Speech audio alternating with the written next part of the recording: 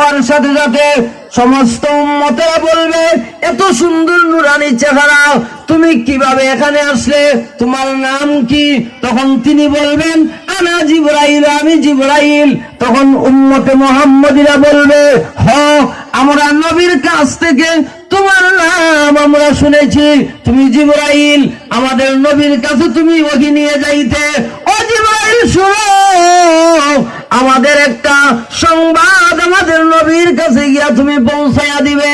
আমরা নবীর কাছে গিয়া আমাদের সালাম দিবে আর বলবে, একটু সুপারিশ করার জন্য।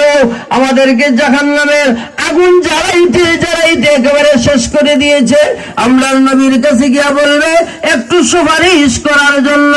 তখন জিবরাইল আলাইহিস সালাম আল্লাহর কাছে যাবেন, আল্লাহর কাছে গিয়া বলবেন, ও আল্লাহ, জাহান্নামের অবস্থা আমি দেখে এসেছি, উম্মতে মুহাম্মদী তাদের নবীর কাছে সালাম দিয়েছে আর তাদের জন্য সুপারিশ করার কথা বলেছে।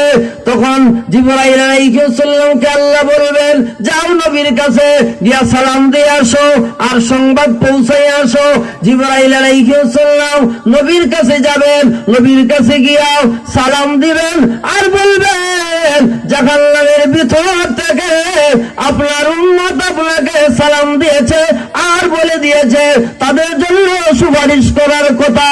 তখন আল্লাহর নবী, বিশ্ব নবী রাহমাতুল লিল আলামিন সিজদায় পড়ে যাবেন, সিজদায় পড়ে গিয়া বলবেন, প্রভু, অনেক শাস্তি দিয়েছ, নামাজ পড়ে নাই আমার উম্মত গুলারে শাস্তি দিয়েছ, রোজা রাখে নাই শাস্তি দিয়েছ, ঘুষ খেয়েছে শাস্তি দিয়েছ, সুদ খেয়েছে শাস্তি দিয়েছ, আল্লাহ যথেষ্ট শাস্তি দিয়েছ।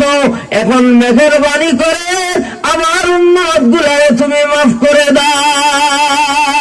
সুবহানাল্লাহ।